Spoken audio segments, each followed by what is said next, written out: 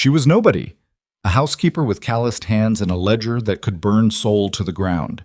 He was the man who made billionaires flinch and governments look the other way. They were never supposed to be in the same room. They were never supposed to speak. But she laughed. One single, unguarded laugh.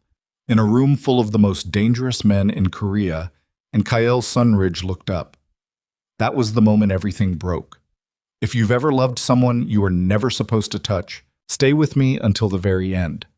Like this video and drop your city in the comments. I want to see how far this story travels. The flight from Atlanta to Seoul took 14 hours and 22 minutes. Nia Brooks counted every single one of them. She sat in economy class with her back rigid against the cracked seat cushion, a worn canvas tote pressed between her ankles, and her eyes fixed on the window where there was nothing to see except black sky and the occasional wing light blinking red against the dark. She didn't sleep. She hadn't slept properly in 4 months, not since her mother's second surgery, not since the medical bills started arriving in envelopes that felt heavier than they had any right to be. She'd learned to exist on 4 hours and black coffee and the tight, practiced expression she wore when people asked if she was okay. And she needed to say yes, convincingly enough that they'd stop asking. She was 25 years old and already exhausted in a way she couldn't explain to anyone who hadn't lived it. The job had come through a placement agency in Midtown Atlanta, the kind of agency that placed domestic staff in high-end households across Asia, the Middle East, and Europe. The pay was aggressive. The non-disclosure agreement was 6 pages long and written in language that made it clear the family she'd be working for didn't believe in second chances. The recruiter, a thin woman with a practiced smile and reading glasses perched at the end of her nose, had slid the contract across the desk with 2 fingers like she was handing over something radioactive. Sun Manor, the woman had said. Seoul.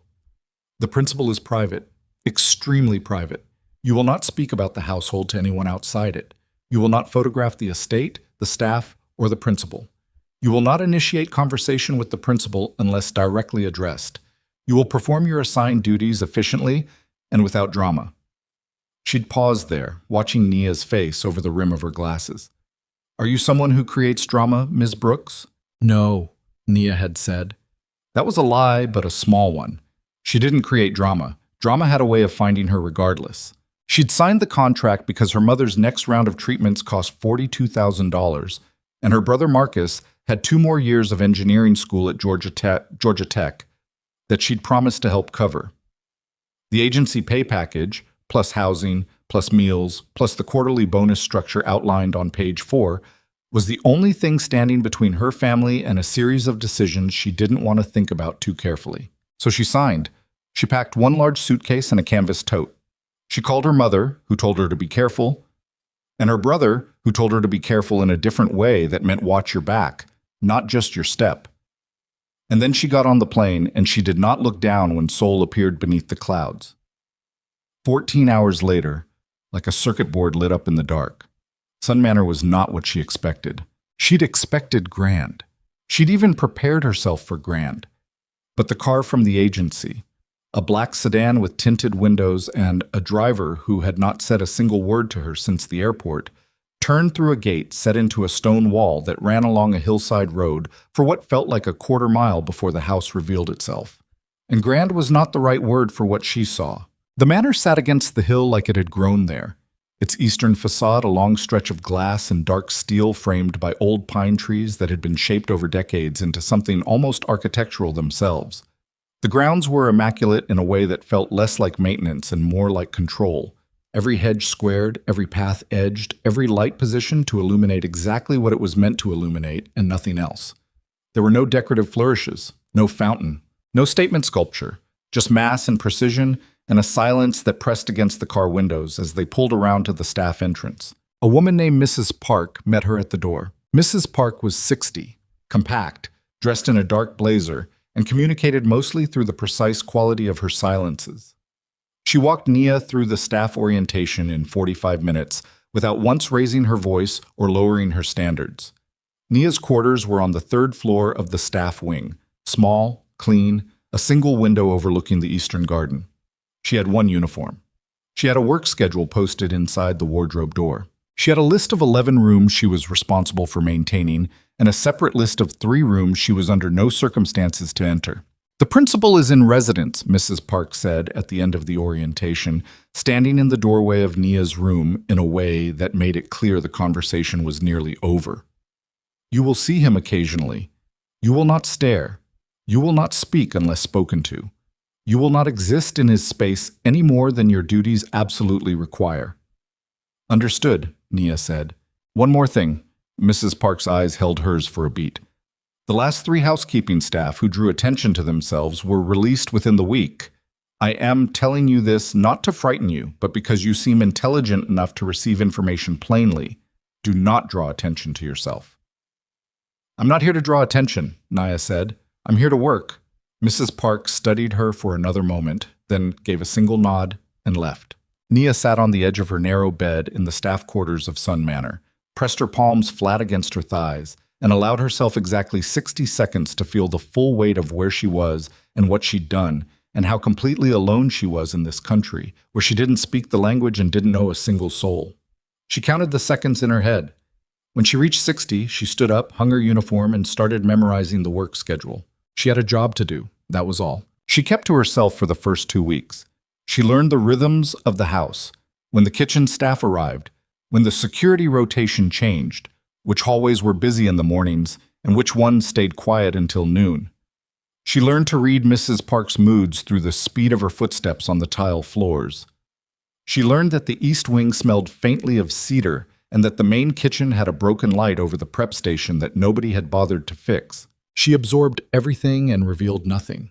She was, as the recruiter had instructed, professionally invisible. She did not see Cale Sunridge directly for the first 11 days. She saw evidence of him. The half-finished glass of water on the library table at 2 in the morning that she cleared away without touching the books stacked beside it. The single cup in the dishwasher at dawn that still held the ring of black coffee. The security personnel who moved through the house in his wake like a tide, appearing 10 minutes before he entered a room and disappearing 10 minutes after he'd left. She understood, from the shape of his absence, that he was a man who kept the world at a precise and deliberate distance. On the 12th day, she heard his voice before she saw his face. She was in the corridor outside the West Conference Room, finishing the last of her afternoon duties, when the door opened from the inside, not all the way, just a few inches, and his voice came through the gap like cold water. "If the Daejeon shipment clears by Thursday, we absorb the delay. If it doesn't, Park..." A pause, the particular kind of pause that precedes something calibrated to land precisely. "Then whoever authorized the timeline without my signature should start considering their options carefully, because I will not be absorbing both the delay and the incompetence." There was a silence from inside the room, then a different voice. "Yes, sir." The door pulled closed again. Nia stood in the corridor with her cleaning cart and didn't move for a moment. His voice had a texture to it, flat and measured in a way that was somehow more unsettling than shouting would have been. She'd grown up in a neighborhood where men expressed authority through volume. This was something different. This was a man who'd learned that quiet was more effective than loud, and had been using it long enough that it had become the only register he operated in. She pushed her cart down the corridor and did not think about it again, or she tried not to. The night it happened, but the night that upended everything, was a Thursday, 3 weeks into her employment. She'd been asked by Mrs. Park to bring a fresh tray of drinks to the West Conference Room at 9:30. Not an unusual request. The principal held late meetings several times a week, and the household staff rotated the duty of restocking the conference room between sessions. It was simple. Wheel the cart in quietly, replace the glasses and the water pitcher and the ice, and get out. 30 seconds, maximum. She'd done it twice before during her rotation, and neither time had the room been occupied. This time the room was occupied. She didn't realize it until she pushed open the service door and was already inside. There were 8 men at the long conference table. She registered them in the way she'd learned to register the dangerous geography of any room. Fast, peripheral, without making eye contact. 8 men. Dark suits.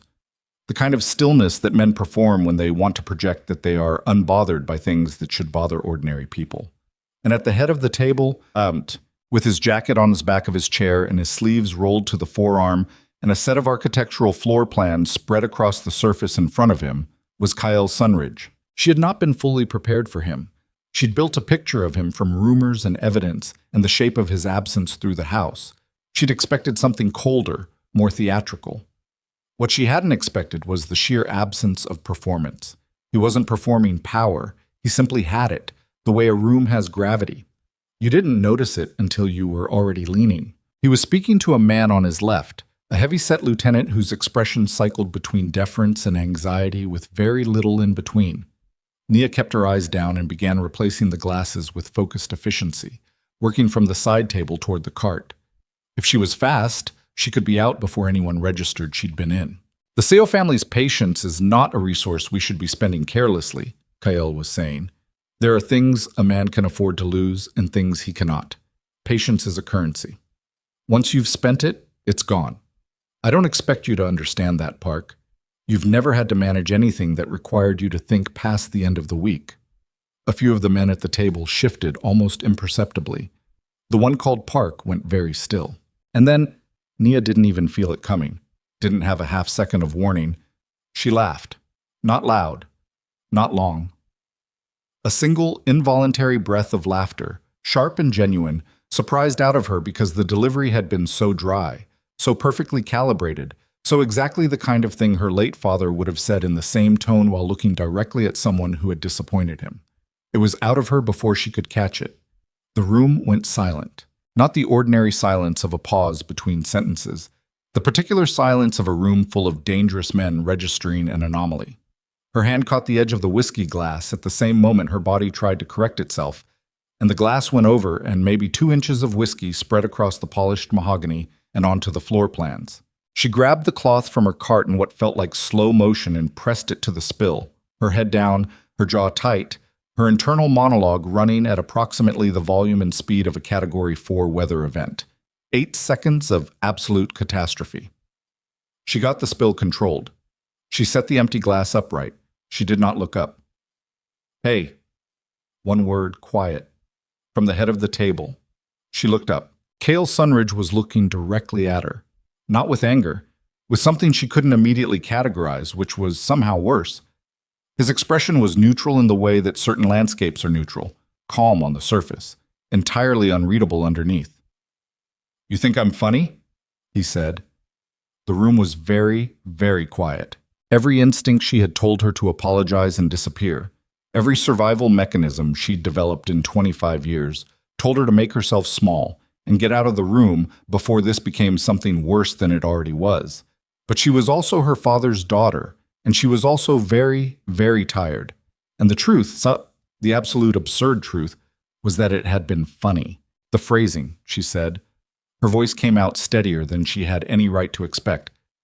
It was the phrasing. You said, think past the end of the week like it was the most reasonable standard in the world. My father used to say something similar. Silence.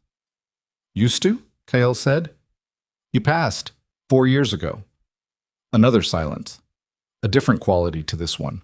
One of the men at the table made a small sound, a clearing of throat, the conversational equivalent of someone raising their hand to remind the room that there were more important things happening. Kael didn't look at him. He kept his eyes on Nia, and there was something in that sustained attention. Not predatory, not warm, just genuinely focused, that she hadn't seen directed at her from anyone who hadn't wanted something obvious from her in a very long time. Clean it up, he said finally. Go. She cleaned it up. She went. In the corridor, she stood with her back against the wall and her cart in front of her and let out a breath that felt like it had been held for approximately 7 minutes. Her hands were not shaking. She was proud of that, in a way that felt slightly unhinged given the circumstances. Mrs. Park found her 18 minutes later, walking toward the service stairs with the cart. My office, Mrs. Park said. Not loudly, not slowly. Nia followed. She sat in the chair across from Mrs. Park's desk and waited while Mrs. Park poured herself a cup of tea and said nothing for approximately 40 seconds, which was a long time to sit across from someone and wait. What happened in that room, Mrs. Park said finally, has not happened in this household in 11 years. I can explain. I'm not asking for an explanation. Mrs. Park looked at her over the cup. I'm telling you a fact. No one has laughed in that man's presence uninvited in 11 years. Not once. Because everyone in his orbit understands what he is and conducts themselves accordingly. She paused. Are you frightened? Yes, Nia said honestly. Good. Fear is appropriate here. Mrs. Park set the cup down. He didn't tell me to release you. Nia blinked.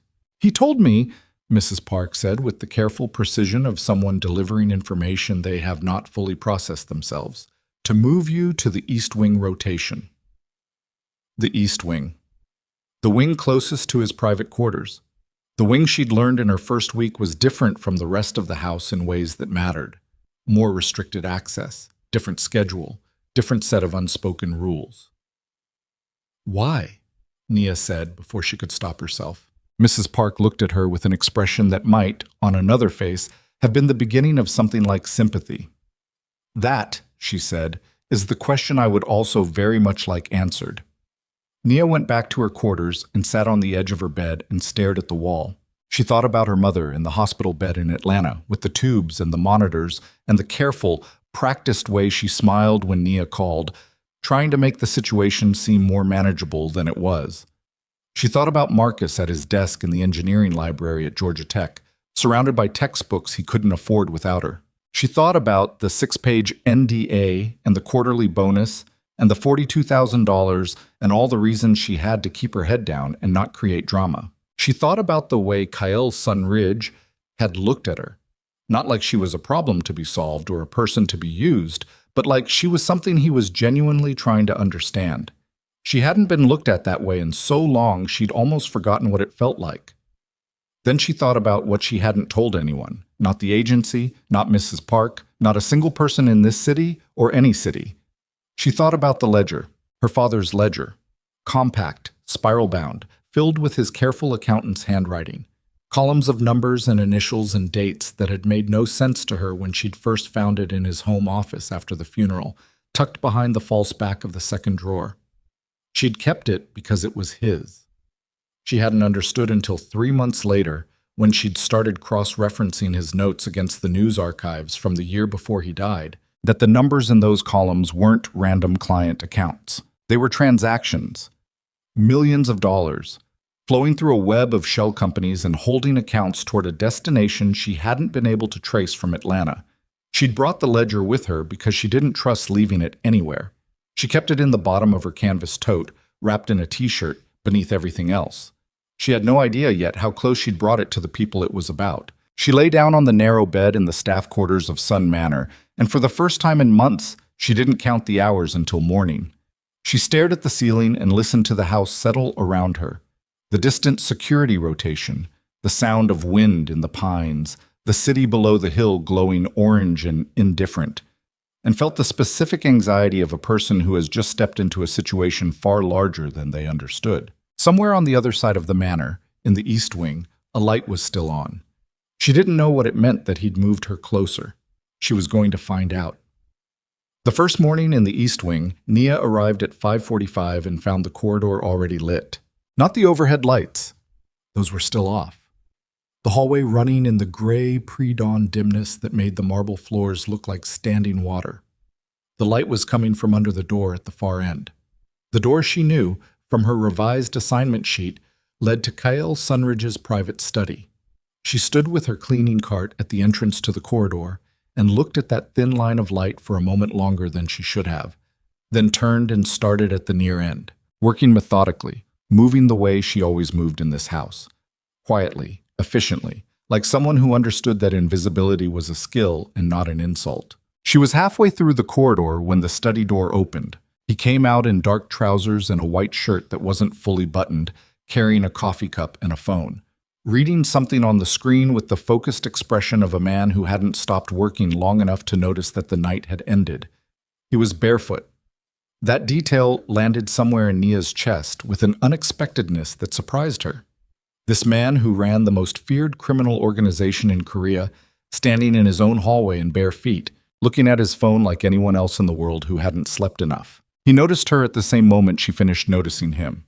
Neither of them said anything for a beat. "You're early," he said. "The schedule starts at 5:45, she said. He looked at her over the phone screen. Something moved through his expression. Not irritation, not the flat neutrality she'd seen in the conference room, something more considered than either. The last person on this rotation started at 6:15. The schedule says 5:45. It does, he agreed. He looked back at his phone. Don't touch the papers on the left side of the desk in the study. Don't reorganize the shelves in the library.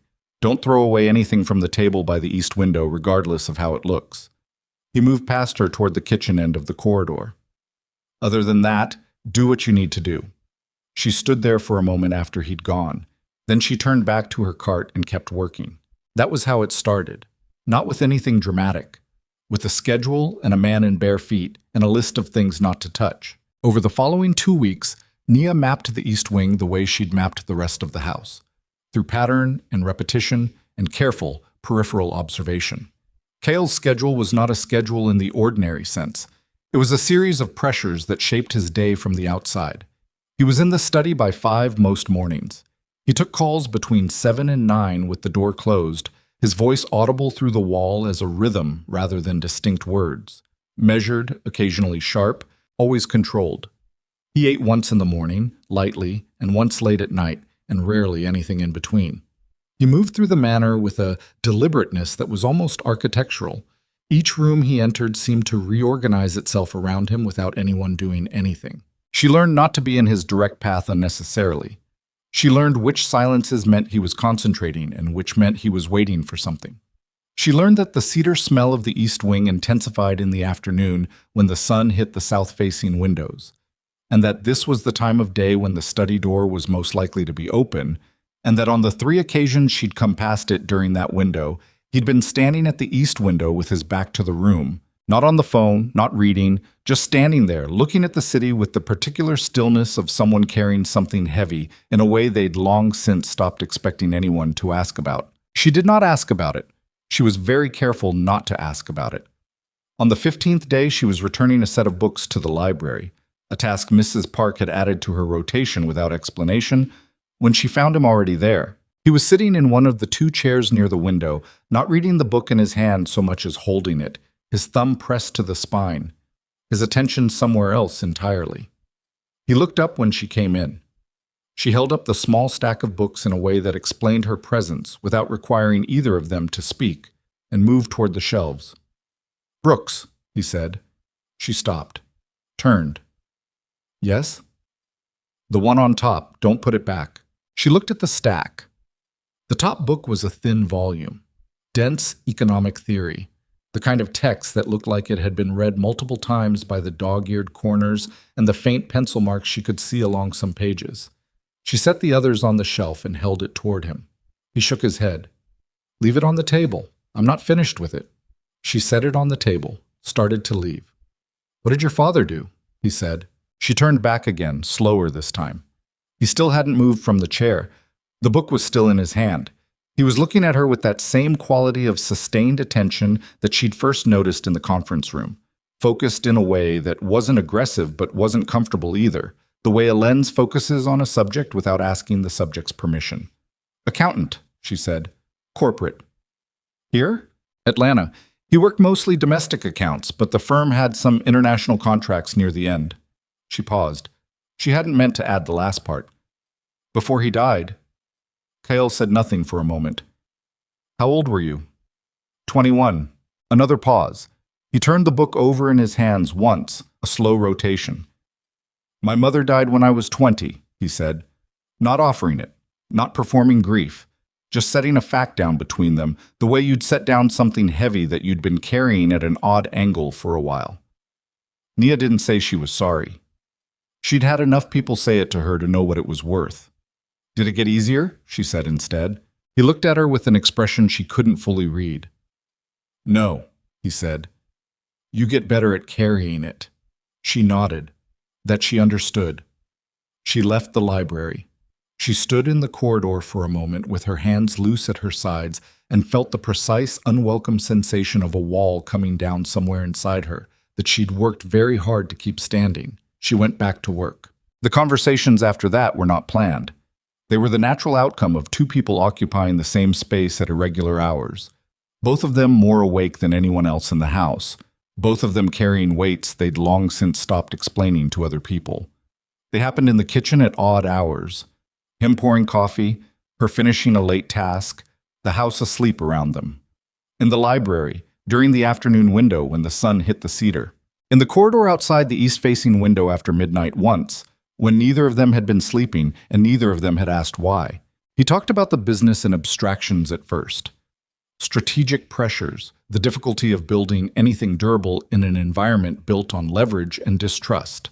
She listened without performing ignorance. She'd grown up watching her father navigate the political ecosystems of corporate accounting, and she understood more about the architecture of power and money than most people gave her credit for. When she pushed back on one of his assumptions about market consolidation, carefully, precisely, without aggression, he went quiet for a moment and then said, "Where did you learn that?" And she said her father had explained it to her when she was 16, using a checkerboard and 50 cents in change, and something in his expression shifted in a way she couldn't name. He was not easy to know. She understood that in layers. There was the surface difficulty, the controlled silences, the precision of everything he said, the fact that he never asked a question he didn't already know the outline of an answer to. Beneath that was a harder difficulty. The sense that he'd been alone inside himself for so long that he'd renovated the space, put in walls where walls didn't belong, removed things that should have stayed. He was not broken. He was very deliberately constructed, and the construction had cost him something she could see in the way he held himself at the east window in the afternoons, looking at a city that owed him everything and couldn't give him the one thing he was missing. She knew that shape. She'd worn it herself, in smaller proportions. What she was not prepared for was Vivian Seoul. She first saw her on a Tuesday morning, 3 weeks into the East Wing rotation. A car had arrived the night before. She'd heard it from her window, the sound of doors and voices and Mrs. Park's heels on the front steps at 11 at night, which was unusual enough to register. By morning, the manor had a different quality, a tightening in the staff that she read in the way Mrs. Park moved, the way the security personnel stood a degree stiffer, the way the kitchen staff spoke more quietly than usual. She encountered Vivian Seoul at the top of the east staircase at 8 in the morning. Vivian was 30, tall, dressed in something that cost more than Nia's monthly salary. Her dark hair pulled back in a way that managed to be both flawless and effortless, which meant someone had worked very hard to make it look like no effort at all. She was beautiful in the way that certain buildings are beautiful. Precise, intentional, designed to communicate status through proportion. She stopped when she saw Nia on the stairs and looked at her with the particular quality of attention that wealthy women sometimes directed at service staff when they were performing an assessment they expected to complete quickly and find uninteresting. "You're new," Vivian said. In English, which Nia noted, she'd been speaking Korean with the other staff, but the choice of English here was its own kind of message. 3 weeks, Nia said. Vivian's eyes moved over her uniform, her cart, her face. "East Wing?" "Yes." A pause. "Interesting," Vivian said. The word had nothing interesting in it. It was a weapon wearing the coat of a pleasantry. She moved past Nia on the stairs without another word, trailing a perfume that was probably custom formulated and definitely not accidental. Nia stood on the stairs for a moment, then continued down. She didn't see Vivian again until that evening. She was leaving the east corridor when she heard the voices, not from the study, from the sitting room 2 doors down, the one she'd been inside exactly once to replace a lamp bulb. The door was cracked. She wasn't trying to listen. She was getting her cart through a narrow section of corridor with a wheel that had started catching on the tile, which required her attention and slowed her down. "She's a housekeeper," Vivian was saying. The lightness in her voice was studied, imprecise, the kind of lightness that means the opposite of light. The fact that we're discussing her is its own answer. Kale's voice, even and unhurried. "I'm not discussing her. You are. You moved her to the East Wing. I managed the staff assignments. You've had the same East Wing rotation for 4 years. You moved her after 3 weeks. Don't be insulting, Kale. I've known you too long for that." A silence. The particular kind that holds a truth neither person in the room is acknowledging out loud. "The arrangements between our families," Vivian said, her voice dropping half a register, "are not hypothetical. They are structural. My father's patience and your access to the eastern port corridors are not unrelated things. You understand that?" I understand it perfectly, Kyle said. I understood it before you arrived. Then understand this. Her voice was very even now. Not angry, controlled in the way his was controlled, which made it feel harder, not softer. A distraction is a vulnerability. You've taught me that. You've built your entire operation on that principle. The most dangerous thing a man like you can have isn't an enemy. It's a weakness. Another silence. Safe travels, Vivian, Kyle said. Nia got her cartwheel free and kept moving. She did not process what she'd heard until she was back in the staff wing, sitting on the edge of her bed with her hands in her lap. She turned Vivian's words over carefully, the way she turned her father's ledger pages over in her memory, looking for the structure beneath the surface, the intention behind the phrasing. A weakness. Vivian Seo thought Nia was a weakness, which meant Vivian Seo had already decided that Nia was something more than a housekeeper, and had made that decision without Nia having done anything to deserve it. That was a specific kind of danger, the kind that didn't announce itself before it moved. She took the ledger out from the bottom of her tote that night for the first time since arriving in Seoul. She sat with it on the narrow bed in the lamplight, turning the pages she'd nearly memorized in Atlanta. Her father's handwriting, small and precise, column after column. The initials she'd cross-referenced against corporate registry databases in Atlanta before she'd left. SEG Holdings. SEO Eon Group, subsidiary of the SEO family's legitimate business umbrella. She'd known the name. She hadn't known how close she was standing to it. She closed the ledger, put it back, pressed her palms flat against her knees and breathed through the tight, acidic understanding that she was inside a situation with at least two sharp edges she hadn't fully seen when she walked into it. She needed to be more careful. That was clear. What was also clear, and less welcome, was that careful was going to get harder. The next day delivered proof of that in a form she hadn't anticipated. She arrived for her morning rotation to find the East Corridor already occupied by two of the household's senior security staff. Not on patrol, standing in the specific way that meant they were waiting for something. One of them she recognized, a man named Ji-ho, who handled Kyle's immediate personal security. He looked at her with a neutral expression that gave her nothing. "You're early," he said. "Schedule says 5:45, she said. He didn't move. "The East Wing rotation is suspended this morning, different assignment today." She looked at him. "From who?" "Household management," he said, which meant Mrs. Park, who could reassign her for any number of reasons. She took her cart and found Mrs. Park in the administration office. And Mrs. Park told her, without looking up from her desk, that she'd be covering the South guest suites today due to a scheduling gap. Normal enough. She went and did it. She didn't see Kale that day at all. In the evening, passing through the main hall with fresh linens, she overheard a fragment of conversation between two of the kitchen staff. In Korean, fast, clearly not meant to be overheard, which meant she only caught about half of it with the Korean she'd been quietly teaching herself for the last 3 weeks. Something about the American woman. Something about the East Wing. A name she'd heard before in a different context. Vivienne. She kept walking. She delivered the linens. She went back to her room. She sat on the edge of the bed and opened her phone and wrote a message to her brother in Atlanta. Nothing alarming, just the regular weekly check-in, asking about his coursework, asking about their mother's last appointment. Marcus replied in 12 minutes the way he always did, with more information than she'd asked for and a string of emoji at the end that made her chest do something complicated. Her mother replied an hour later with a voice message instead of text, the way she always did. Her voice a little tired from the treatments but warm, in the specific way that was her mother's alone, asking if Nia was eating enough, if Seoul was cold this time of year, if the people she was working for were treating her right. Nia listened to the voice message twice. She did not call back that night because she didn't trust the sound of her own voice to come out right. She was in the middle of that thought when she heard it. A sound from the other side of her wardrobe wall, the shared wall between her room and the storage space that ran the length of the staff wing's east side. A sound that was not the house settling. A sound that was controlled and deliberate. The specific quality of a person moving through a space and trying not to make noise while doing it. She sat very still. The sound lasted about 90 seconds. Then it stopped. She waited 5 minutes, then opened her wardrobe door and checked the canvas tote on the bottom shelf under the folded clothes. The tote was there, but it wasn't where she'd left it. She knew exactly where she'd left it. Pushed to the left, flush against the side panel. It was now 6 inches right of where it had been, angled slightly, as if someone had picked it up, searched it quickly, and set it back down without taking the necessary extra second to replace it precisely. She checked inside. Everything appeared to be there. The ledger, wrapped in the t-shirt, at the bottom.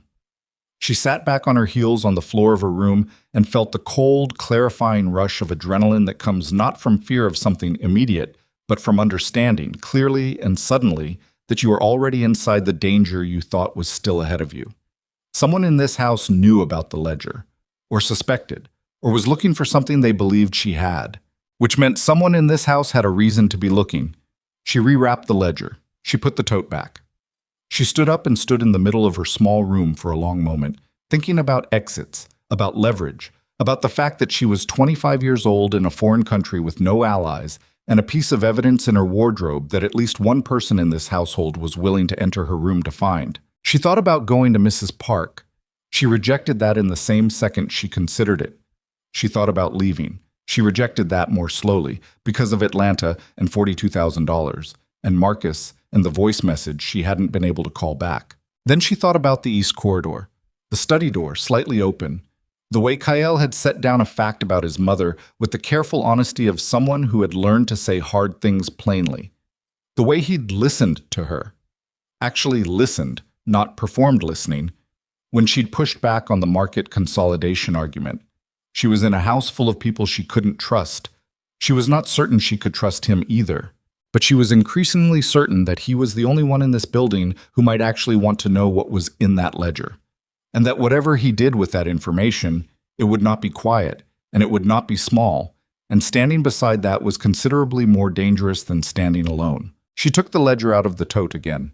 She held it in both hands in the lamplight and looked at the cover. Her father's initials in the corner, BB, written in the black pen he'd used for everything, the one she still had in her desk drawer back in Atlanta. She had not brought it this far to lose it in a staff room in the middle of the night to someone who didn't even have the patience to put it back where they'd found it. Tomorrow morning, East Wing. If the rotation was reinstated, she would find a way. If it wasn't, she'd find a different way. She lay down on the narrow bed with the ledger under her pillow and stared at the ceiling and listened to the house and did not sleep. And somewhere on the other side of the manor, the light in the east study was still on. And she understood now, in a way she hadn't 48 hours ago, that whatever was happening in this house was already moving, and the only question left was whether she would move with it or get crushed standing still. She made it to the East Wing at 5:43 the next morning. The rotation had been reinstated. She'd found the revised schedule slipped under her door sometime before dawn. No note, no explanation, just the printed sheet with her name at the top and the East Wing listed at the bottom like nothing had happened. She didn't know if that was Kyle or Mrs. Park or something else entirely, and she'd spent approximately 4 minutes thinking about it before deciding that the why could wait and the what needed to happen now. She had the ledger with her, not in the tote, not wrapped in the t-shirt. She'd folded it flat against her body, pressed between the waistband of her work trousers and the hem of her undershirt, the spiral edge cold against her skin. It was uncomfortable in a way that kept her focused. The East Wing was quiet. The corridor lights were on low, the automatic setting before 6, warm and directional, casting long shadows down the marble. She took her cart to the near end and began working. Same as always, same rhythm, same efficiency. Except every time she moved past the study door, she tracked the light beneath it, and at 5:58, the light changed, brightened, shifted, which meant he'd moved from the desk to somewhere else in the room, which meant he was probably standing at the east window, which meant the door was more likely to be open in the next few minutes than not. At 6:02, the door opened. He came out the same way he always did, phone, coffee, reading, but he stopped shorter when he saw her, like she'd materialized closer to the door than he'd expected. He looked at her. She looked at him. In the low corridor light, his face was harder to read than usual, the shadows filling in the spaces between his expressions. "You're back," he said. Rotation was reinstated. He nodded once, slow, started to move past her. "Mr. Sunridge?" Her voice came out level. She was surprised by that. He stopped, turned with the unhurried quality of someone who controls the speed of every room they're in. She reached under the hem of her shirt, pulled the ledger free, and held it out toward him. Her hand did not shake. She'd decided last night that if her hand shook, she would wait until it stopped and then do it anyway. And it turned out she didn't need the contingency. He looked at the ledger. He looked at her face. He looked at the ledger again. "My room was searched last night," she said. "Someone in this house was looking for this. I don't know who, I don't know exactly why, but I know what's in it, and I think you need to know too." A silence. Not the calculating kind, the kind where a person is actually thinking. "Come inside," he said. She followed him into the study. It was the first time she'd been inside. It was larger than she'd estimated from the doorway. One long wall of books, the east-facing window she'd seen him standing at from the corridor, a desk that held the organized complexity of a man who processed enormous amounts of information and needed to be able to find any piece of it within 30 seconds. He sat behind the desk. He set his phone face down. He put the coffee cup to one side and held out his hand for the ledger. She gave it to him. He opened it. He was quiet for a long time. He turned pages with the careful deliberateness of someone who reads numbers for meaning rather than sequence, going back twice to pages he'd already passed, pressing his thumb along columns and moving his eyes down the rows. His expression did not change.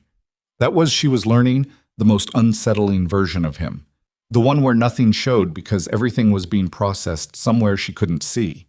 After 11 minutes, she counted them in the particular way she counted things when she was managing her own anxiety, which was precisely and without acknowledgement. He set the ledger flat on the desk and looked at her. "Where did you get this?" "My father left it. He died 4 years ago. I found it after the funeral." "Bernard Brooks," he said. She went very still. "You know his name." "I know the name on the inside cover." He turned the ledger to face her. The front page, where her father had written his full name and the year in the top corner the way he always did with his personal notebooks. B.A. Brooks, 2019. She'd looked at that so many times it had stopped registering as information. She'd forgotten it was there. She let out a breath. "Right. These accounts." He tapped the center column on the open page. "The SEG transactions. You know what they are? Seoul Group, the Seo family's holding company." She paused. "I cross-referenced the initials in Atlanta. It took me 2 months, but the registry records confirmed it." He looked at her for a long moment. "Your father was doing corporate accounting for a domestic firm." "Yes. And this ledger represents accounts that were not part of his official client portfolio." "No, they weren't. He kept this separately. Hidden." She pressed her hands flat on her thighs under the desk edge where he couldn't see. "He died of a heart attack at 53. He was healthy. He ran 5 miles a week. The doctors said it was genetic, but we had no family history of cardiac." She stopped, pressed her lips together, started again. "I never had a reason to investigate, until I found this." The silence that followed was a different quality from all the previous ones. It was heavy in a specific way. The weight of a piece of information landing in a room where it connects to things already present. "Who else has seen this?" Kyle said. "No one. You're the first person I've shown it to since I found it." "No one in Atlanta? No one at the agency?" "No." He closed the ledger, placed his hand flat on the cover. "Why me?" he said. "Why now?" She looked at him directly. "Because someone searched my room, which means someone already knows or suspects I have this, which means I'm already exposed. And because the Seo family is connected to your organization through the alliance your staff already whispers about. And because..." She stopped, edited herself, started again more plainly. "Because you're the only person in this building who listened to me like I was worth listening to. That's not nothing. Right now it's the most I've got." He was quiet for a long time. "Go do your rotation," he said finally. "Say nothing to anyone. Don't take this back." He placed his hand on the ledger. "I'll keep it here." "That's my father's. It's safer here than in your room."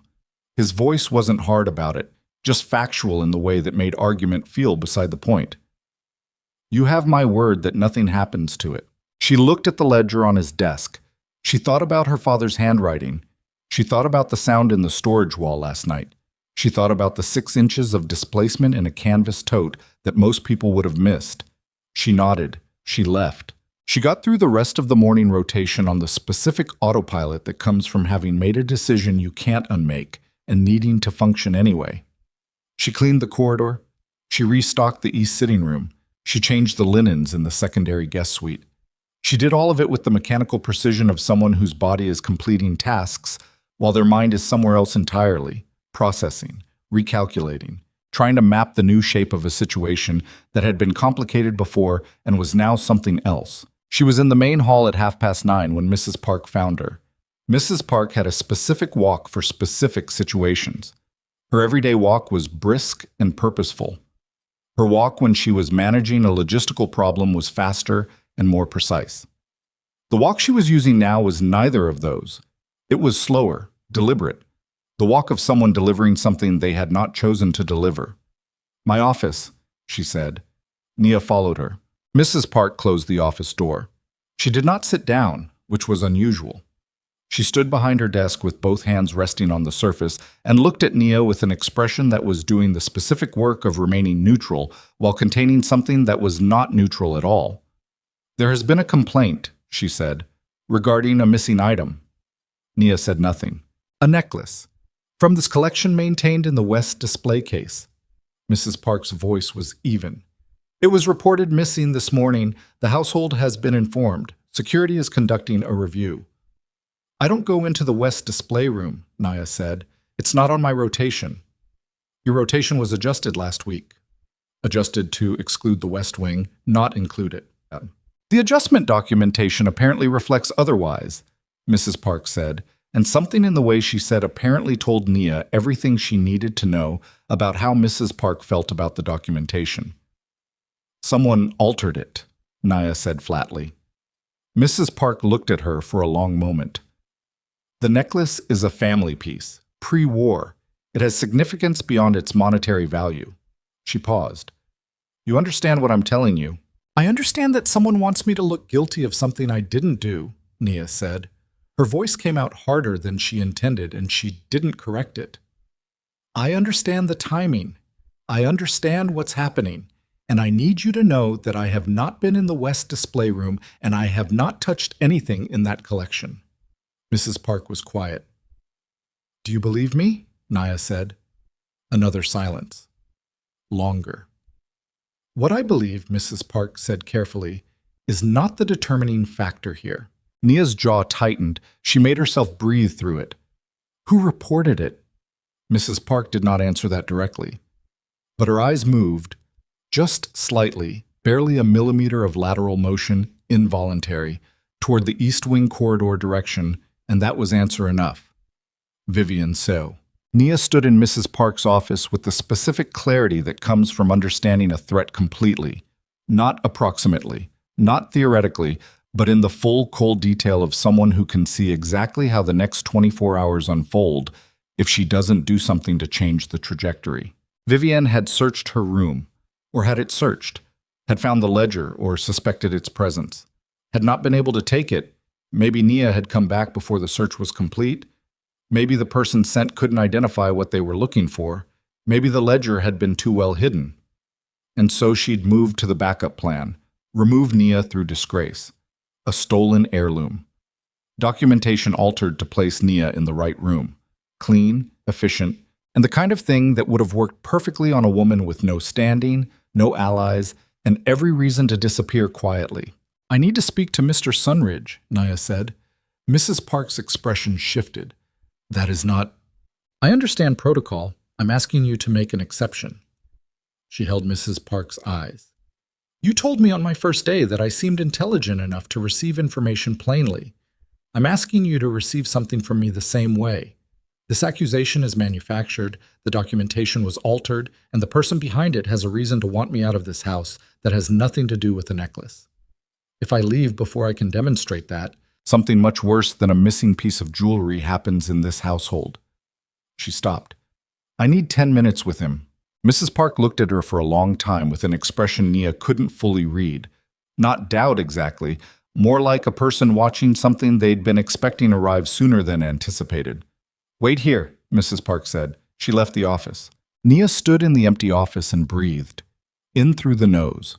4 counts. Out through the mouth. 4 counts. The technique her mother had taught her when she was 12 and given to panic spirals. Her mother, who was in a hospital bed in Atlanta with tubes she didn't need to be thinking about right now. She counted 7 breath cycles before Mrs. Park returned. "He'll see you," Mrs. Park said. Her tone communicated clearly that this was outside every established boundary and that she was noting that fact for the record while facilitating it anyway. "Now." Nia followed her to the East Wing.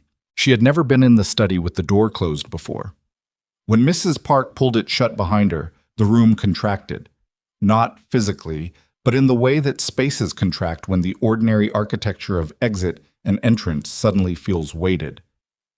Kyle was standing at the window, not at the desk. The ledger was not visible. He turned when she came in. He took one look at her face and said, "Tell me." She told him all of it. The necklace report, the altered documentation, Mrs. Park's office, the specific geometry of how it all connected back to Vivian, and the room search and the ledger. She told it the way her father had taught her to deliver information, chronological, specific, without adjectives that couldn't be supported by fact. She was in the middle of it when his expression did something she hadn't seen it do before. Not anger, not surprise, something colder and more purposeful than either, the specific look of a man who has just confirmed a hypothesis he'd hoped was wrong. When she finished, he was quiet for exactly the kind of pause that means a decision is being made rather than a response being composed. He picked up the phone on his desk and made a call. 2 sentences in Korean, both short. He set the phone down. "The necklace hasn't been stolen," he said. "I had it moved 2 days ago for insurance appraisal. The documentation for the move is in the household inventory system, time-stamped with my authorization code." He looked at her. "I didn't remove the display case entry. That was an oversight, but it's recoverable." Nia stared at him. "It's still there?" "It's at the appraisal office on Tehran Row. It'll be back by Thursday." The relief that moved through her was physical, a loosening in the chest that was immediately followed by something sharper and colder, because the necklace being recoverable didn't change what had been done. Someone had seen the empty case and moved fast. The documentation alteration had been done within the same morning window. That wasn't improvisation. That was a plan already prepared, waiting for a trigger. "The documentation was altered," she said. "Physically or in the system? That's what I want to know." He moved to the desk, opened his laptop, scanned something on the screen with the fast, practiced efficiency of a man who'd been reading risk through data for 15 years. His jaw moved slightly. Not speech, a micro-movement, the physical register of something landing. System entry. Changed at 11:18 last night. Last night. After she'd heard the sound in the storage wall. After the tote had been displaced. "Someone with system access," she said. "Yes." Which narrows it to staff with administrative credentials. Or someone who accessed the credentials of someone with administrative access. He looked at her. Which is easier than it sounds if you know what you're looking for, and the person whose credentials you're borrowing isn't paying attention. She understood what he wasn't saying. "You think someone on the inside helped her?" "I think nothing I'm not ready to prove," he said carefully, in a way that meant yes. She stood in the study and felt the full revised shape of the situation settle over her like something cold and heavy. This wasn't Vivian acting impulsively. This was Vivian acting with coordination. Someone inside Sun Manor feeding her access, feeding her timing, watching the household from the inside and reporting out. Which meant the traitor was not a distant abstract. The traitor was someone Nia had passed in the corridor, someone she'd shared a kitchen with. Someone who'd watched her come and go from the East Wing and pass that information to the one person in the building who wanted her gone. "The people around you," she said slowly. "You trust them." "I trust what I can verify," he said. "The circle is small, but it's not impossible." "So what do we do?" He looked at her across the desk, and for a moment the studied composure slipped just slightly. Not gone, just thinner, the way ice thins at the edges before it goes. "I'm going to handle the necklace accusation publicly, before anyone else can build on it."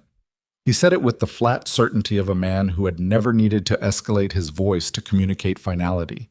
"You will not be removed from this household. That is not negotiable." Something about the way he said it. Not negotiable. The same tone he used for structural business decisions, for things that had already been decided before the sentence was finished, moved through her in a way she didn't examine too closely, because there wasn't time and because it scared her a little. "And the traitor?" she said. "I'm going to find them," he said. "But carefully. If I move too fast, they go to ground. I need them to keep believing they're still invisible." He paused. "Which means the next few days look normal. You continue your rotation. You interact with the household the same way you have been. You give no one any indication that anything has changed." She nodded. "And the ledger?" "Stays here. I've been through half of it. I need the rest of tonight." He held her eyes. "Your father found something he wasn't supposed to find. I don't think his death was coincidental." The room was very quiet. She had thought that before. She had never said it out loud.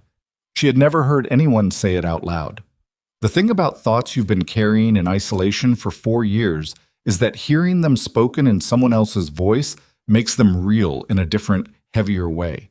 The way a door swings differently after it's been opened than it did when it was just something between you and the next room. She did not cry. She breathed through it twice and did not cry. "Tell me what you find," she said. Her voice was steady. She was grateful for that. "I will," he said. She went back to her rotation. The day moved in the particular stretched, elastic way of days when everything has changed but nothing looks different yet. She changed linens. She restocked the east sitting room. She passed 3 members of the household staff in the corridor. Jiho, the cook's assistant, a woman named So Yeon from the administrative office, and looked at each of them with the same surface expression she'd used every day for 3 weeks, while a new layer of her mind cataloged everything about them differently than it had before. One of them, possibly, was feeding intelligence to Vivian Seo. One of them had possibly stood in her room the night before with their hands on her father's ledger. She did not know which one.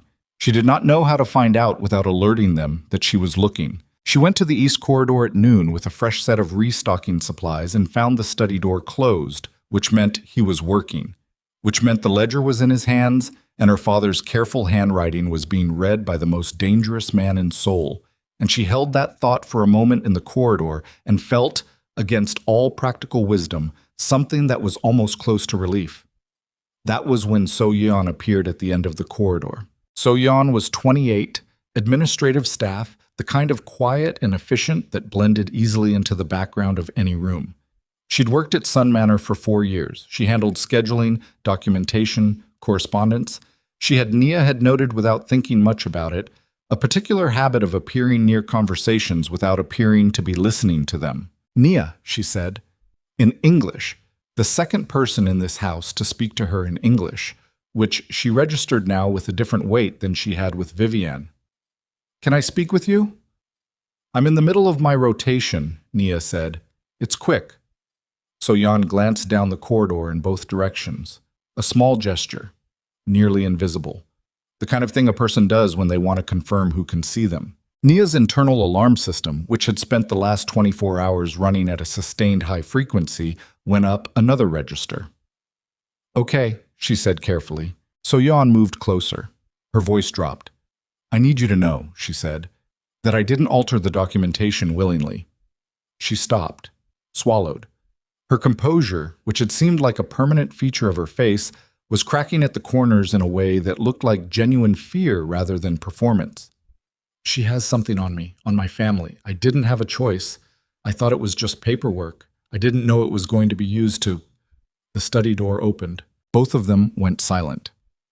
Kael stood in the doorway with the ledger in his hand and an expression that was the most controlled thing Nia had ever seen. Controlled in the way that something becomes when what it's containing is very large and very cold. And the space between that containment and what it would look like if it failed was not a comfortable distance. He looked at So Yeon. He looked at the ledger. He looked back at So Yeon. "My office," he said. "Now." So Yeon's face went the color of the marble floor.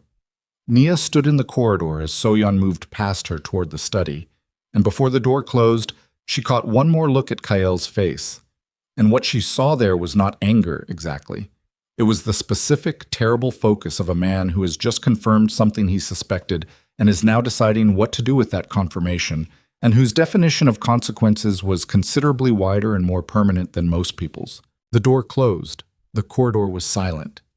Nia stood with her restocking supplies in her hands and understood, with a clarity that felt like cold water, that the house was about to change in ways that nobody inside it had fully prepared for, and that the ledger was not the end of what her father had found. It was the beginning of something that reached much further into the organization surrounding her than either she or Kael had understood when she'd handed it to him that morning. And somewhere on the other side of that closed door, a woman who had spent 4 years inside this household was about to tell them exactly how deep it went. So Jan talked for 47 minutes. Nia knew because she counted. She was in the east corridor the entire time, not moving, not pretending to work, just standing with her back against the wall 3 feet from the closed study door and listening to the muffled rhythm of voices on the other side. So-yeon's rising and falling with the specific cadence of someone dismantling something carefully, brick by brick, because they understand that the structure coming down is partly theirs, and the falling will hurt. And Kael's voice almost inaudible, the low even frequency he used when he was receiving information and containing his response to it in real time. At 47 minutes, the voices stopped. At 49, the door opened. Kael came out first. He looked at Nia in the corridor.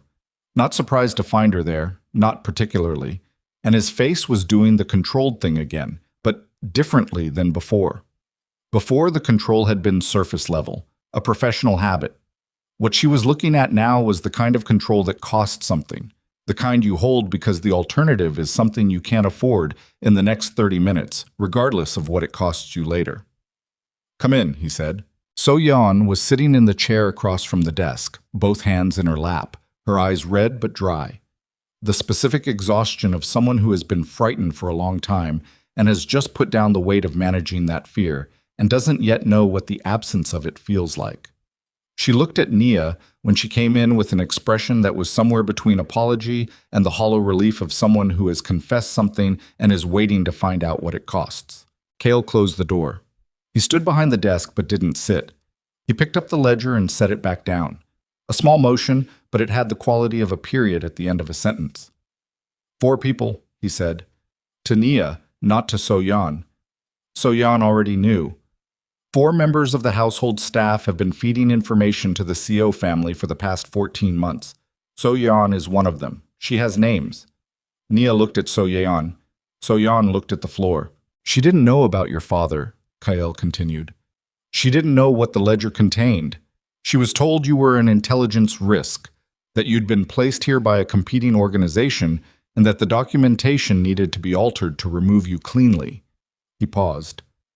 She believed it because the person who told her is someone she had no reason to doubt. Who? Nia said. He told her the name. She recognized it. The cook's assistant, the young man she'd passed in the corridor that very morning, the one who'd nodded at her with the comfortable familiarity of someone she'd been sharing a kitchen with for weeks. 24 years old. Had worked at Sun Manor for 2 years, had, according to So-yeon's account, been approached by the CO organization 8 months into his employment with a pressure point that was not subtle. His younger sister, a student in Busan, had borrowed money from a CO-connected loan operation, and the debt had been acquired and held as leverage. Not loyalty. Compulsion. A different thing entirely, and Kael's expression when he said this made clear that he understood the difference. The other 3, Nia said. 2 in security, 1 in the administrative office. He sat down now, slowly, the deliberateness of someone managing their own physical tension. The security staff is more serious. They've been routing my movement schedules to the CO organization, which means every meeting I've held in the last 14 months, the CO family has known the window and the location. He pressed his fingers flat on the desk. The banquet, he said. Next Saturday.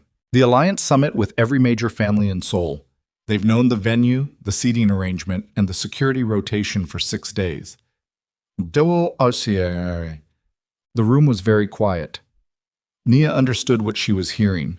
It wasn't just household intelligence. It was the kind of exposure that made a public event, a room full of powerful people, a single security rotation, a known seating arrangement, something entirely different from what it was supposed to be. You have to cancel it, she said. I can't cancel it. His voice was flat. Canceling the summit without cause communicates weakness to every family present. In this environment, that's not a political problem. It's an existential one. He looked at her. And we don't cancel. We change the terms. She looked at him. How? He opened the desk drawer, pulled out 4 sheets of paper, printed, dense, with text, pushed them across the desk toward her. So Jan, he said, without looking away from Nia, you can go. Mrs. Park will tell you what comes next. Don't speak to anyone about this conversation. So Jan stood. She hesitated at the door for a moment, looked back at Nia with that same complicated expression, apology compressed into a glance, and left. When the door clicked shut, Kael said, "Sit down." Nia sat.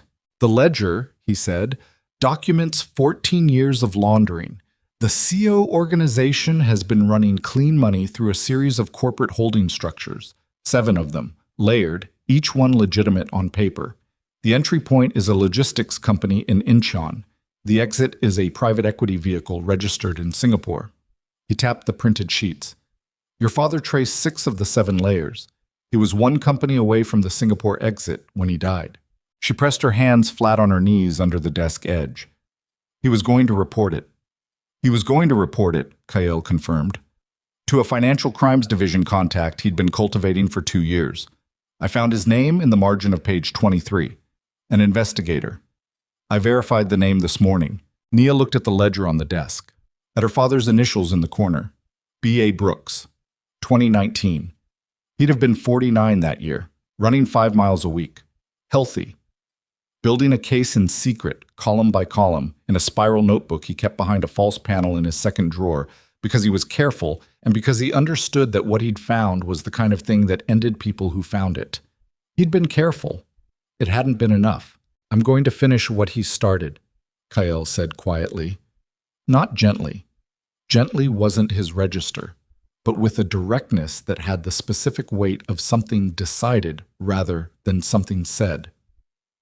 "At the banquet, I'm going to present the ledger, the corporate documentation I've pulled from the registry, and the financial forensics my team has been building since this morning in front of every significant family in Seoul, publicly, in a room where the CO organization cannot contain the fallout."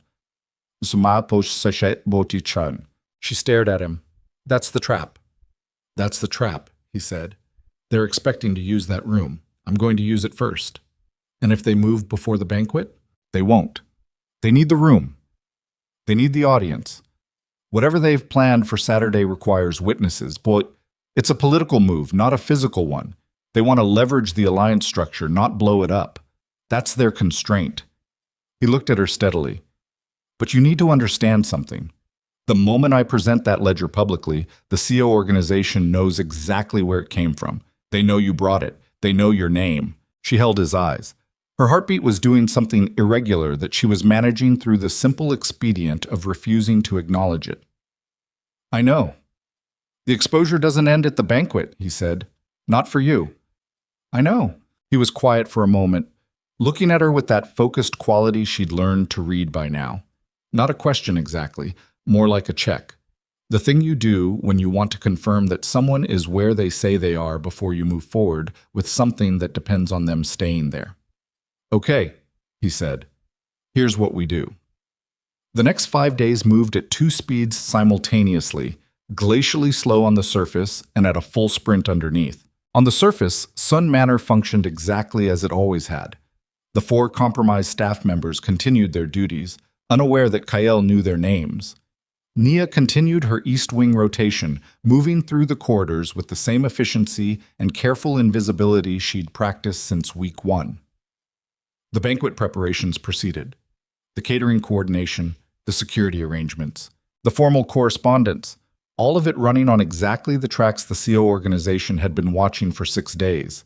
Underneath, Kael ran a parallel operation that she only partially saw. She saw the parts she was necessary for. He brought her into the study each evening after the house had settled. 9, sometimes 10 at night, and they worked through the ledger together, her explaining her father's notations, him cross-referencing against corporate registry documents his team pulled through channels she didn't ask about. He was fast with numbers in a way that told her he'd come from money that required understanding money at a structural level, not just an operational one. He caught connections in the columns that she'd missed in 2 years of studying them. He was also, she was learning, a person who thought best while moving.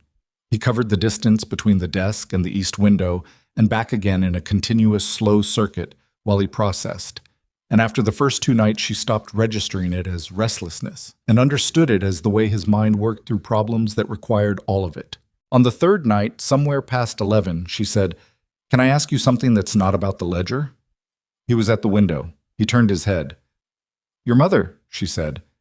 "You said she died when you were 20. You've never said how." A silence. He turned back to the window. She thought he wasn't going to answer, and she was already preparing to redirect when he said, "Betrayal." One word, flat and final as a door closing. Someone inside the organization at the time, someone my father trusted. They used her as leverage, and it went further than they intended. He paused. Or further than they claimed to have intended. The distinction never mattered to me. She looked at the back of his head against the Seoul skyline. "Is that why you built the walls?" It wasn't a question. He heard that. "Yes," he said. "And the running of the organization the way you run it," she said carefully. "The distance, the control. If you understand the exact weight of what can be taken from you," he said, "you stop giving people access to it." She was quiet for a moment. "That's a very logical way to be very lonely." He turned from the window then, looked at her across the room with an expression she hadn't seen on him before. Not unguarded.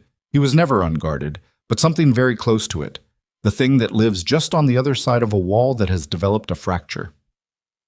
"Yes," he said. Just that. She looked at him. He looked at her. The city glowed orange behind him through the glass, and the cedar smell of the east wing was very present, and the ledger was open on the desk between them. And for a moment the entire constructed reality of Sun Manor, the hierarchy, the rotation schedule, the 6 pages of NDA, the distance between what he was and what she was, felt less like an actual structure and more like a description of one, the blueprint rather than the building. She looked back at the ledger. "Page 31, she said. "The sequence in the 3rd column. My father put a double line under the date. I never understood why." He came back to the desk. He sat down. He looked at page 31, and they kept working. Saturday arrived the way the end of a held breath arrives. The relief and the terror arriving simultaneously, inseparable. Nia was not attending the banquet. That was the plan. She was staff. Her presence in the formal event spaces would have been anomalous. And anomalous was something neither of them could afford tonight. Her role was the study, the documents laid out in order, the registry evidence organized by corporate entity, the ledger open to the pages that mattered most, everything ready to be transmitted the moment Kael's team signaled that the room was ready for it. She was sitting at the desk at 7:45, the documents in front of her, when Mrs. Park came in without knocking. Nia looked up. Mrs. Park's face communicated something in approximately half a second that would have taken several sentences to say out loud. "What happened?" Nia said. "The secondary documentation," Mrs. Park said. Her voice was controlled in the specific way of someone preventing it from being something else. "The Singapore registry extract, the one your team pulled 3 days ago." "What about it?" "It's gone," Mrs. Park said. "From the secure file on Mr. Sunridge's system. The physical copy from the office safe. Both. Gone." Nia stood up. Her chair scraped back. "When?" "The safe was accessed between 6 and 7 this evening, during the staff rotation shift change, the window when the east corridor has minimum coverage." 6 to 7. The exact window she'd been in her own quarters changing for the evening's duties. The exact window when the study had been empty because Kael was preparing for the banquet downstairs. "The 4th one," Nia said. "The administrative staff member. The one he didn't pull from duty because pulling them would signal—" "Yes," Mrs. Park said. "Without the Singapore registry extract, the financial chain was incomplete. The ledger documented the input and the layering structure. The extract documented the exit point, the Singapore vehicle, the final beneficial ownership trail, the names attached to the accounts where the cleaned money landed. Without it, the presentation at the banquet was a story with no ending. Damaging, maybe. Conclusive, no." "Kael," Nia said. "He needs to know. He's already in the formal rooms. The families are arriving." Mrs. Park looked at her. "His phone is on silent protocol during the reception hour. Standard security practice." Nia looked at the desk, at the organized documents. At the ledger open to page 31, with her father's double underline under the date in the third column. Her father's double underline. She'd told Kyle she didn't understand why he'd put it there. That was true. But she'd been looking at page 31 in isolation for 2 years. She hadn't, until this exact moment, standing in the study with her pulse at a frequency she was not going to acknowledge, looked at what page 31 connected to. She turned back 3 pages. Page 28. A column of account numbers, each one with a letter prefix, SG, Singapore. And beside each one, in her father's precise accountant's notation, a corresponding entity code. 7 entity codes. She'd cross-referenced 6 of them in Atlanta against the CO Yun Group registry filings and confirmed the match. The 7th, the last one, the exit vehicle, the one her father had put the double underline near in page 31 as a reference. She'd never been able to trace from Atlanta because the registry it belonged to was not publicly accessible. She pulled up the registry access on Kyle's system. The credentials were still active from the working sessions. Her hands were moving before she fully decided to move them, operating on the momentum of understanding something that had been sitting 3 pages away from her for 4 years. She typed in the entity code from page 28, the 7th one. The registry returned a result in 11 seconds. She stared at the screen. The beneficial owner of the Singapore exit vehicle, the final destination for 14 years of laundered capital, the name at the end of the chain her father had been one company away from finding when his heart stopped at 53, was not a CO family member. It was a name she recognized from a different context entirely. A name she'd seen in the household staff records on her first week, in the documentation Mrs. Park had given her during orientation, in the framed photograph in the formal reception room downstairs of Sun Manor's founding staff. It was the name of the man Kyle's father had trusted most. The man who had built the financial infrastructure of the Sunridge organization over 20 years. The man who had retired 4 years ago and maintained an honorary advisory role that gave him access to the estate's systems, its safe combinations, its security protocols. The man who was, at this moment, attending the banquet downstairs as an honored guest. The CO family hadn't built the laundering network. They'd been using it. Someone had built it for them from inside the Sunridge organization for 14 years and had been the trusted architect of Kyle's own financial structure while simultaneously running money for the family his organization was supposed to be containing. The betrayal that had taken Kyle's mother was not old history. It had never stopped. It had just changed its shape. Nia printed the registry result. Her hands were steady. She did not know how her hands were steady. She grabbed the ledger. She grabbed the printed sheet. She moved to the study door and into the corridor. The banquet was on the 2nd floor of the formal wing. She could hear it from the east corridor. The low, orchestrated sound of 200 powerful people in a room together performing civilized behavior over the top of everything they actually were.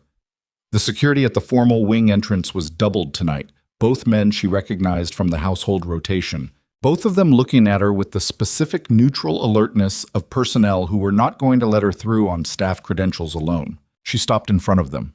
She held up the printed registry sheet and the ledger in both hands. "I need to get to Kale's Sunridge right now," she said. Her voice was very even. "Not in 5 minutes. Now. What's in my hands changes everything about what's happening in that room tonight.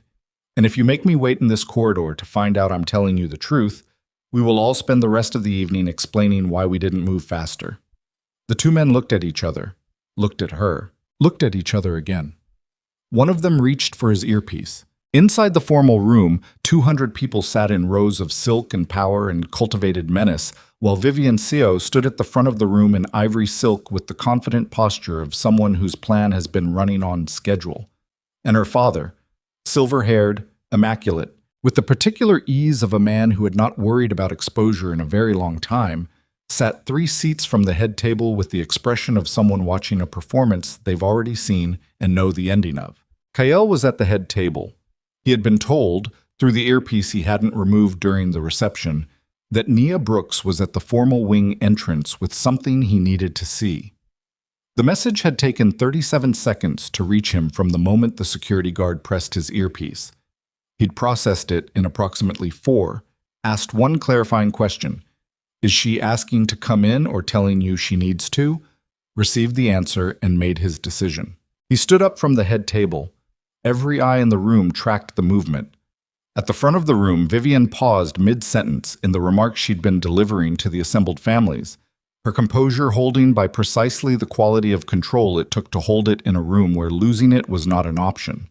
Cale crossed the formal room with the unhurried deliberateness of a man who has never needed to hurry to communicate urgency. And when he reached the entrance and the security guard opened the door, he stepped into the corridor and found Nia standing there with a ledger and a printed page and an expression that had passed exhaustion and come out somewhere on the other side of it, clear and hard and completely without hesitation. She held out the printed registry result. He took it. He read it. Something moved through his face that she'd never seen there before. Not the controlled containment, not the cold focus, something rawer than either. The specific expression of a person who has just been handed proof that the ground they've been standing on for their entire adult life was built over a void. He read it twice. He looked up at her. "He's in the room," she said.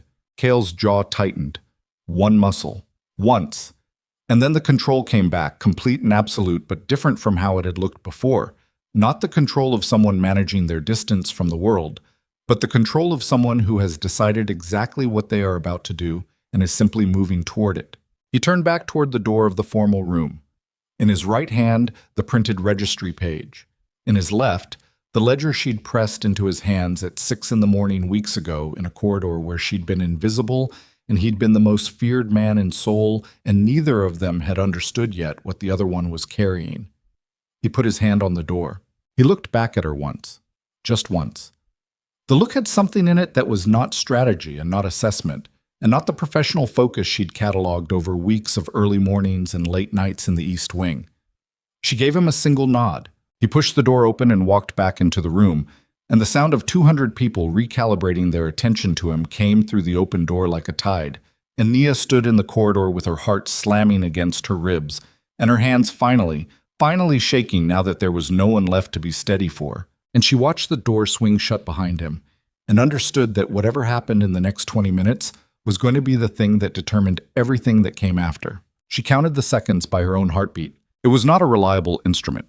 Her pulse was running at a frequency that made precise counting difficult, but it was the only clock she had in the corridor outside the formal room, and she used it because standing still without tracking something was not something she was capable of in this particular moment. She stood with her back against the wall beside the entrance door and listened to the muffled architecture of sound coming through it.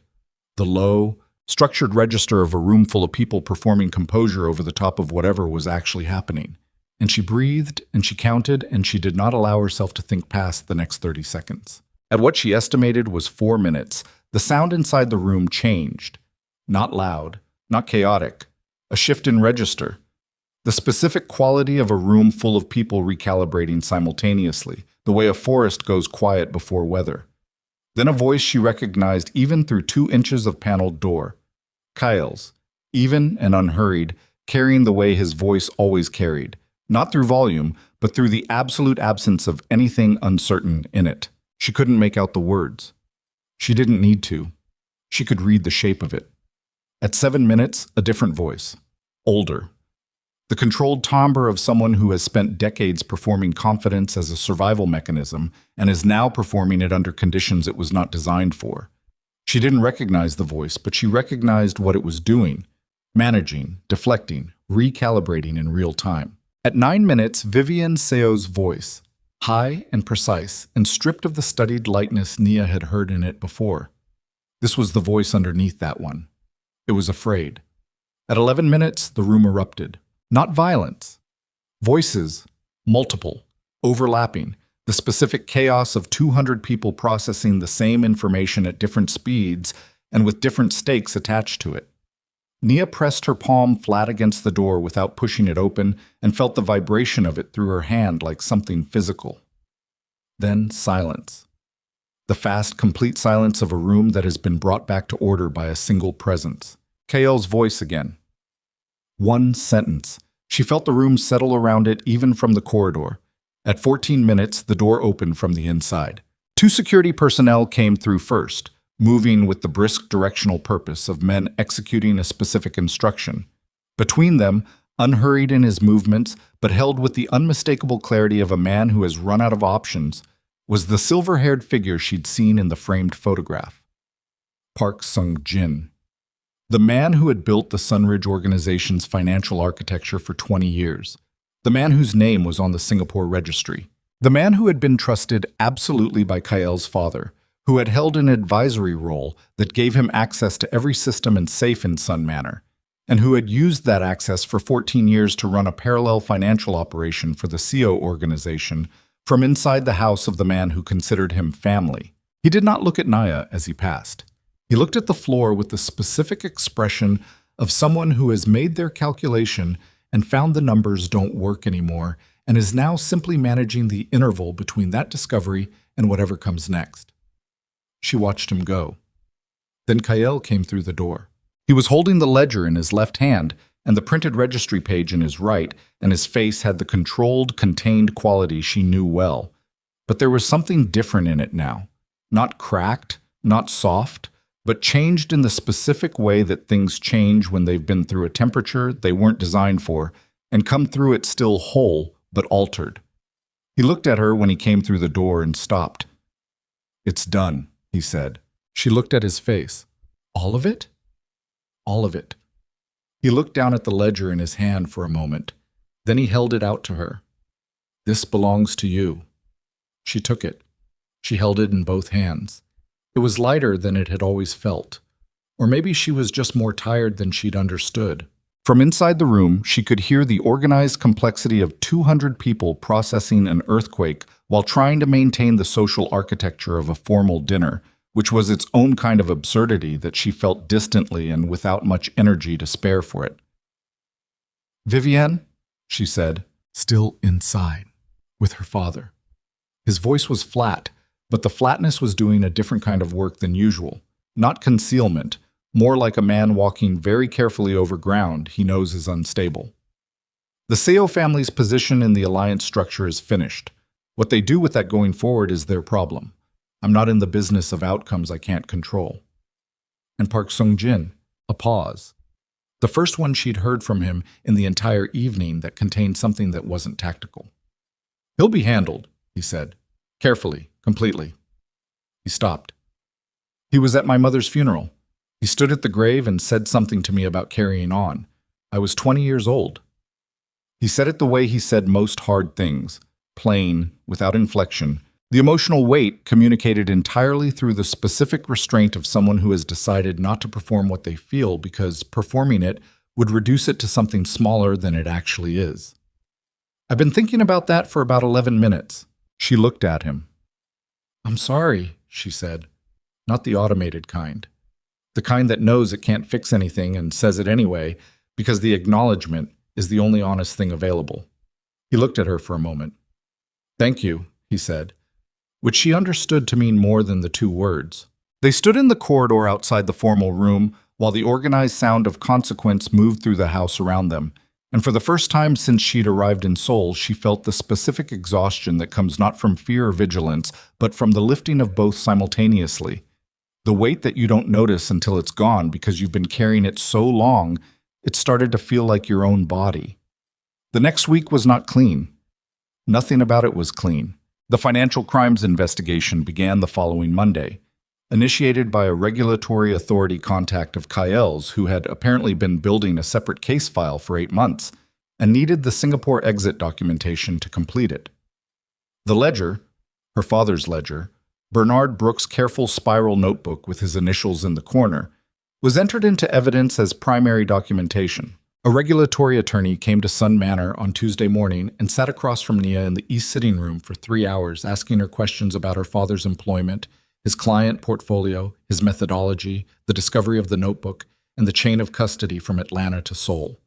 She answered everything. She answered it precisely and completely and without embellishment, in the same way her father had always told her to handle interrogation-adjacent situations. Say exactly what you know, say clearly what you don't know, and don't say anything in between. The attorney was a careful, compact woman who took notes in a different kind of spiral notebook and looked at Nia over her reading glasses at the end of the 3 hours with an expression that was professionally neutral and personally something else.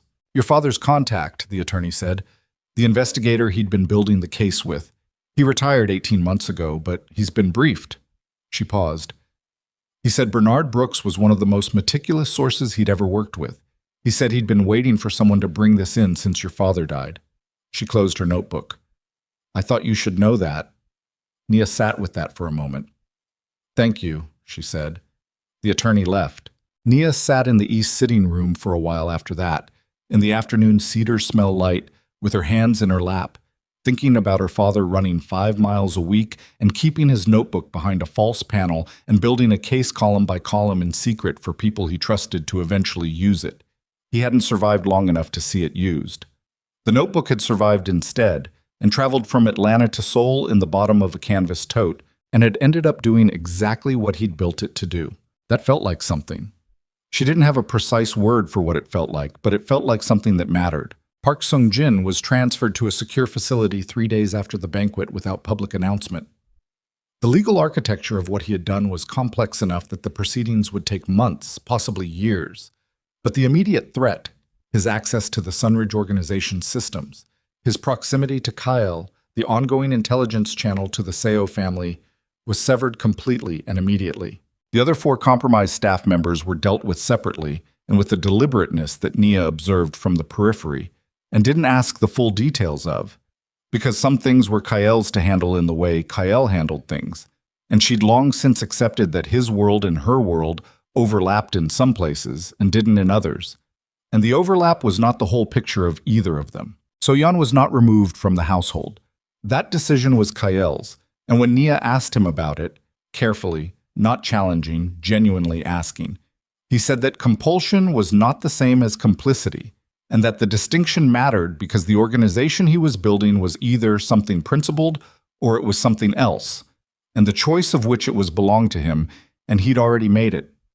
So Yeon was reassigned to a role with reduced system access, and the leverage the Seo organization had held over her sister's debt was neutralized through means Nia didn't ask about, and So-yeon would never fully be able to explain.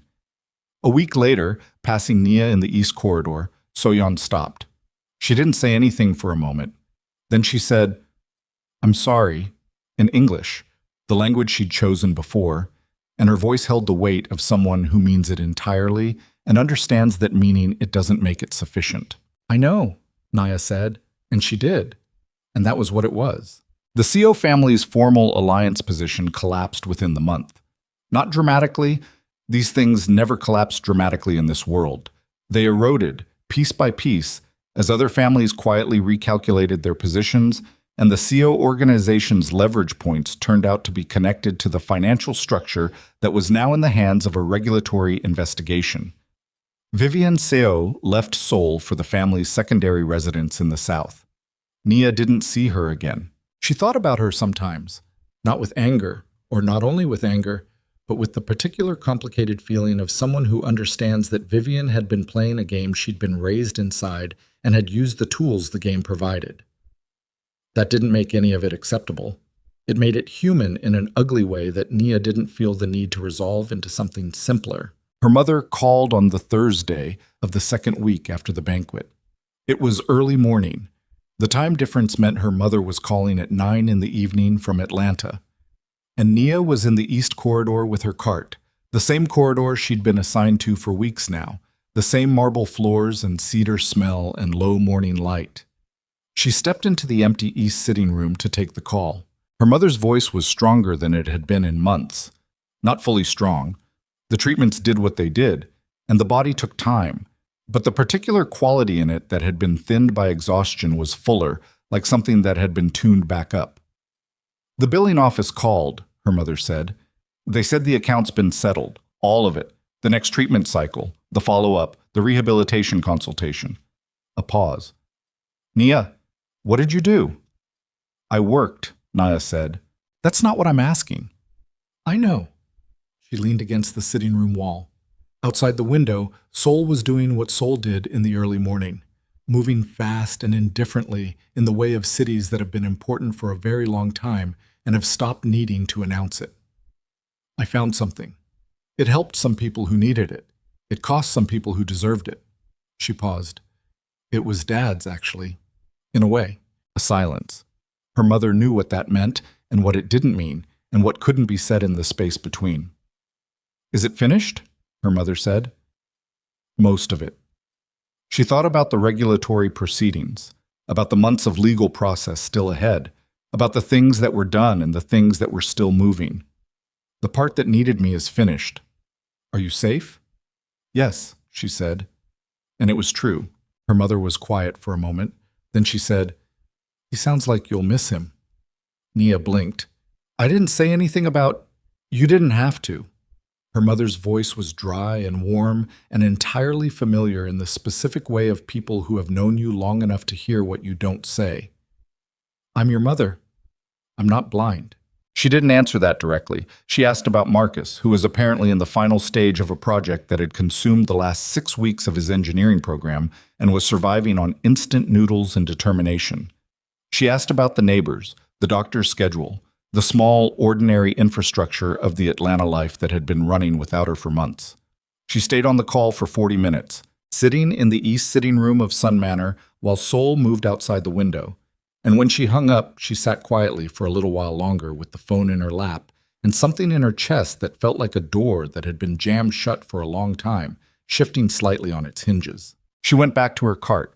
She finished the rotation. Kale found her in the library that afternoon. She was returning books, the same task Mrs. Park had assigned her the day she and Kyle had first spoken there, which felt like both a long time ago and a very short time, the way significant things compress and expand time simultaneously. She heard him come in but didn't turn immediately, finishing the placement of the last book on the shelf with the precision that had become habit. When she turned, he was in the chair near the window. The same chair. The same afternoon light. The book he'd had before was on the table again. The economic theory volume with the dog-eared corners. But he wasn't holding it. He was looking at her. Sit down, he said. Not in order.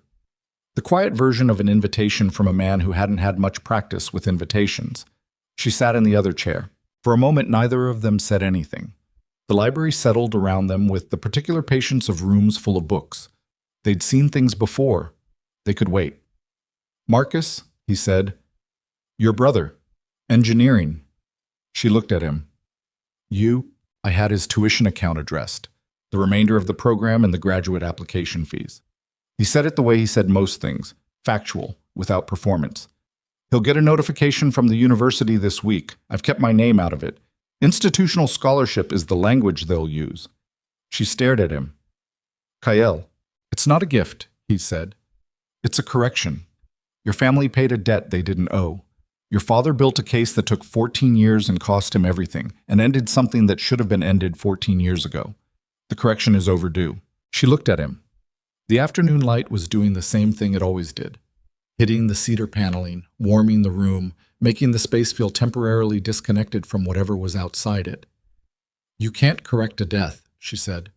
No, he agreed, but you can make sure the people he was protecting when he died aren't still paying for it 20 years from now. She pressed her lips together. She breathed through it.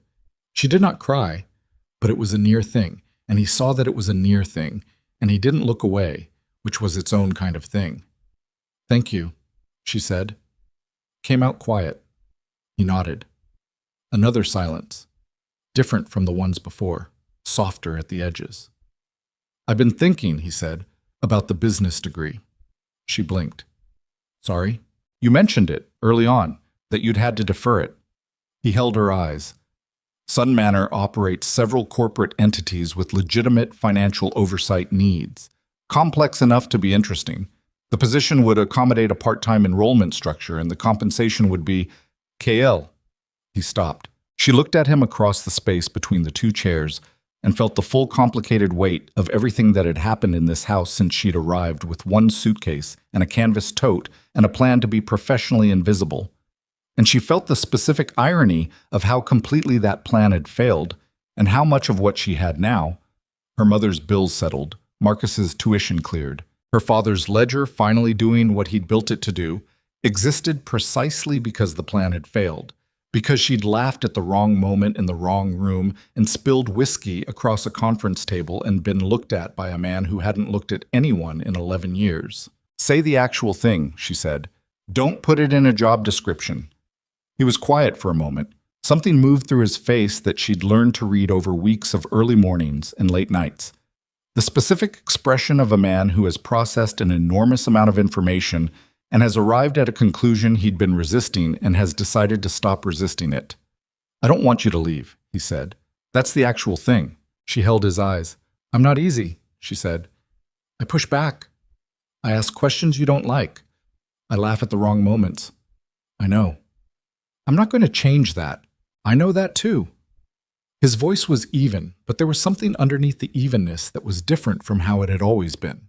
Not the controlled containment of a man keeping the world at distance, but the quieter, more vulnerable register of someone who has decided to let the distance go and is saying so the only way he knows how, which is plainly and without decoration. "I'm not asking you to change, I'm asking you to stay." She looked at him for a long moment. She thought about her mother's voice on the phone, "He sounds like you'll miss him," and the 40-minute call and the door in her chest shifting on its hinges. She thought about the library and the east window at midnight, and the way he'd said you get better at carrying it with the honesty of someone who'd stopped pretending otherwise. She thought about all the walls in this building, the ones in the architecture and the ones in the people, and how some of them had come down over the last weeks, and some of them had needed to come down, and some of them were still standing for reasons that made sense. "I'm going to finish my degree," she said. "Yes," he said, "and I'll need to go back to Atlanta, regularly, not for a visit. My mother and my brother are there." "I know where they are," he said. "That's not an obstacle." "And I don't work for you," she said. "Not anymore. Whatever this is, it's not a job." He looked at her with the closest thing to a smile she'd ever seen on his face.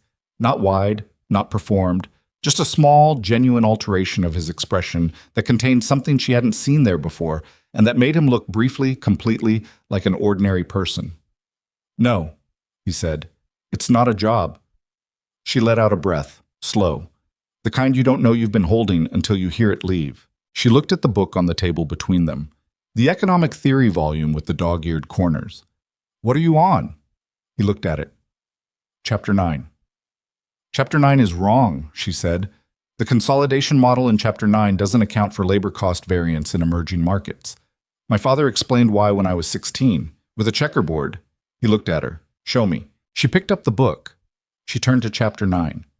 She sat forward in the chair and began explaining, the same way she'd learned it, from her father's voice at a kitchen table in Atlanta, with pennies moving across squares on a board, the specific clarity of someone who loved a subject and had inherited that love from someone who was no longer there to share it.